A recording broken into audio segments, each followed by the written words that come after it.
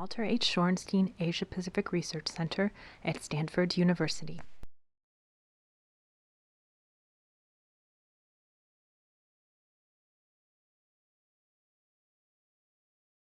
Whenever we have pandemics like this in Asia, the government's national reaction is to shut down. So they shut down travel, they shut down communication, they shut down everything. And that's what we're seeing with COVID-19. I think that this sort of reaction by North Korea, and we saw it with Ebola in West Africa, we saw it with MERS, Middle East Respiratory Syndrome, when it was in the South. The manner in which they immediately closed down, shut down everything, I think is a reflection of how concerned they are about the weakness of their own public health infrastructure to manage and contain, first to diagnose, but then to manage and contain a pandemic of this nature. And so their reaction is immediately to shut down, close off all travel, don't let people leave. And if people do leave, don't let them come back in unless they've been quarantined. It would be particularly dangerous for North Korea in the sense that you'd have a pandemic acting on a population that was already with already compromised immune systems because of the decades of poor nutrition and nourishment in the country, the lack of a real vaccine infrastructure. This population would be extremely vulnerable to a pandemic like this, and it would probably spread very, very rapidly.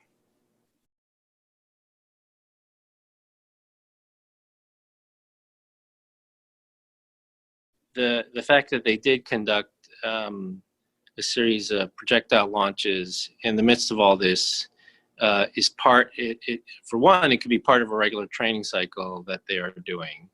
But the other political message is that it's business as usual in the country, even as they might be facing challenges in terms of this of COVID-19. But again, we don't know if COVID-19 is in the country. I think most health experts find it inconceivable that it would not be in the country, given the fact that North Korea sits between two of the largest outbreaks, between South Korea and China. And given the amount of travel from China to North Korea, the only place where there's a lot of travel, it's hard to imagine that's not a transmission vector. But I think the missile tests are typical in North Korea in the sense that when there is a period of non-dialogue between the United States and North Korea, at least some of our data shows that they will start to test. They will start doing things like this. And as we get closer to our elections in the United States, the data also suggests that they will do testing in period before and after the U.S. presidential elections as a way to signal that they are an issue that needs to be dealt with when the new president comes in.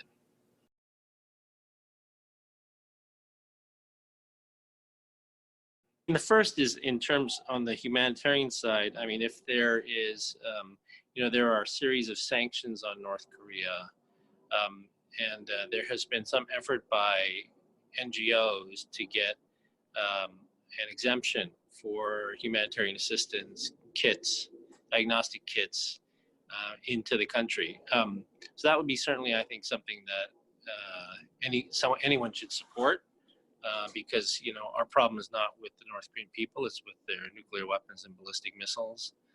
And then, secondly, in terms of the diplomacy, there's a need to re-engage and focus both on the nuclear program and the ballistic missiles. We have had 3 agreements on nuclear weapons with North Korea. We have never had an agreement on their ballistic missiles. And for this reason, they now have a capability, at least a developmental capability, to reach the United States. So in any resumption of diplomacy, the focus has to be not only on the nuclear weapons program, but also the delivery systems, because those are quite developed and quite dangerous. And then the third would be to really work with our allies and partners in the region who have tended to be neglected lately and seen largely in transactional terms, whether it's cost sharing on military or trade agreements. There's been a sea change in sort of the way the United States has dealt with its allies. And so I think trying to reconsolidate those relationships around a very practical and pragmatic and proximate problem like North Korea would be another priority of any new administration.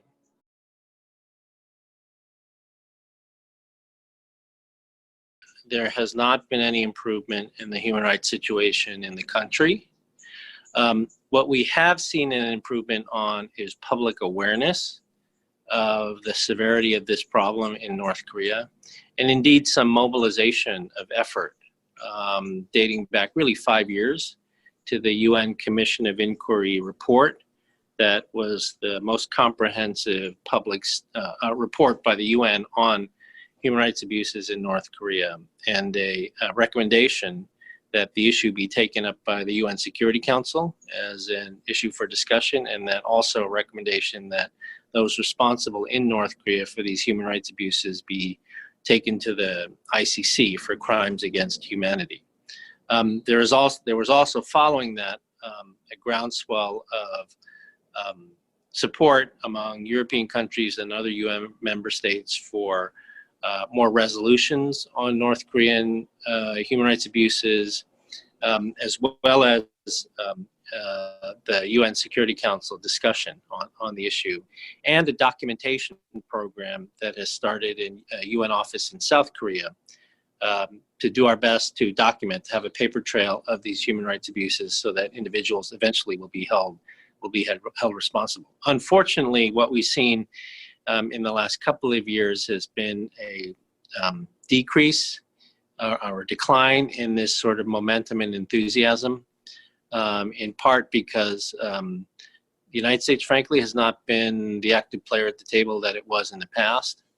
And that has given China the room to obstruct UN Security Council discussions on North Korean human rights abuses. So I think in part the conferences that were going to happen at Stanford, and also there was one going to happen in Washington the week after Stanford's, all were aimed at trying to regenerate awareness and enthusiasm behind the UN Commission of Inquiry report and its recommendations 5 years later.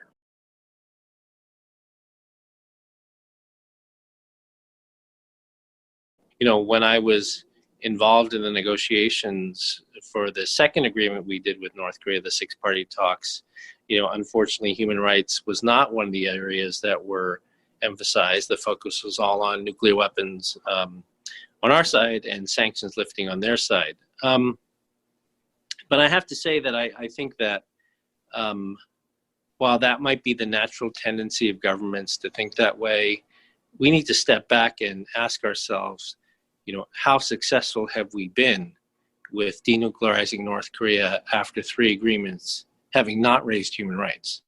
And the answer is not very successful.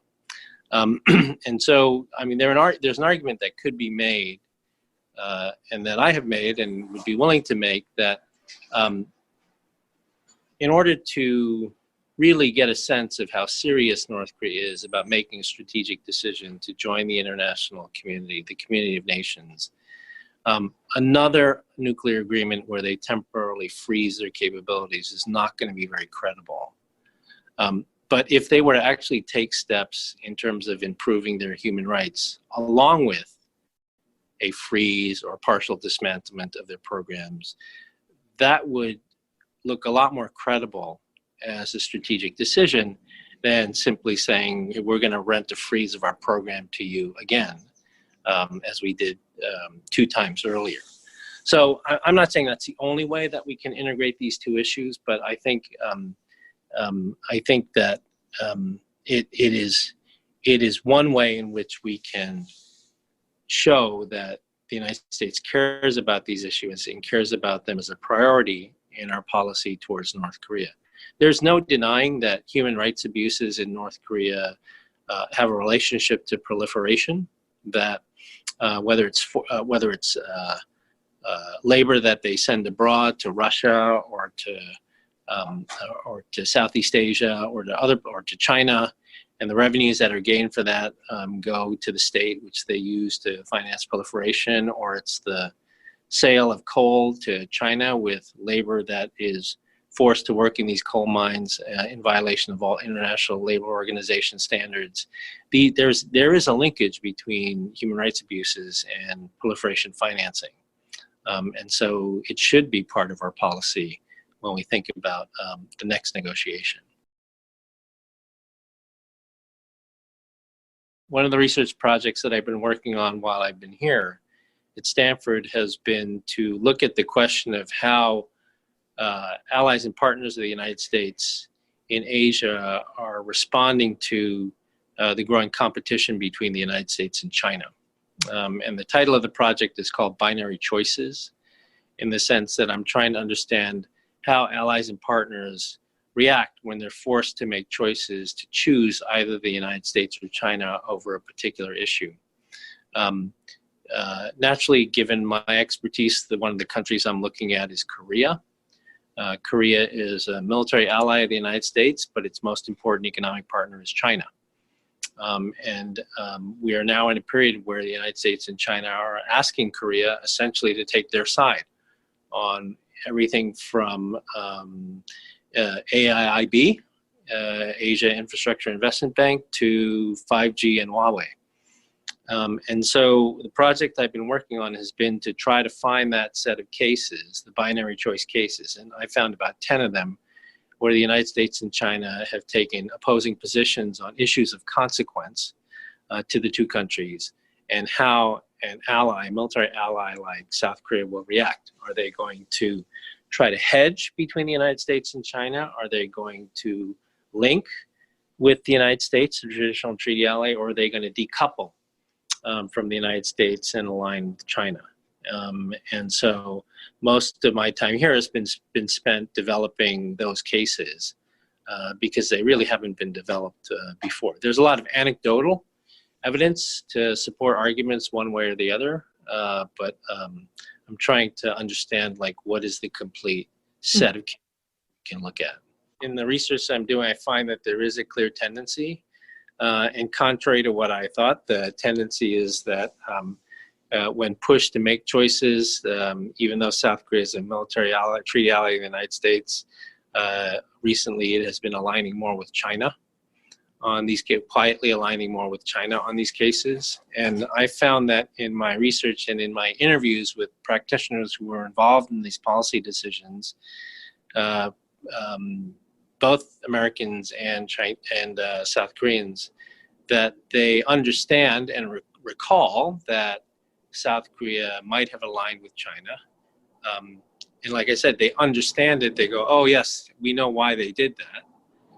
But when you show them the aggregation of cases and the trend line that on many of these cases they are siding with China, that's surprising to most people. There are lessons for alliance management, and there are also lessons for U.S.-China policy, in the sense that regardless of how you feel about the U.S. trade war with China, if one of the byproducts of that is alliance erosion, in the sense that we are losing allies when we force them to make choices, that is a cost that has to be calculated into the net assessment of our policy. So again, regardless of how you feel about the actual trade war, the question is, are we calculating the other externalities in terms of how our allies make choices into our net assessment of whether our policy towards China is working or not?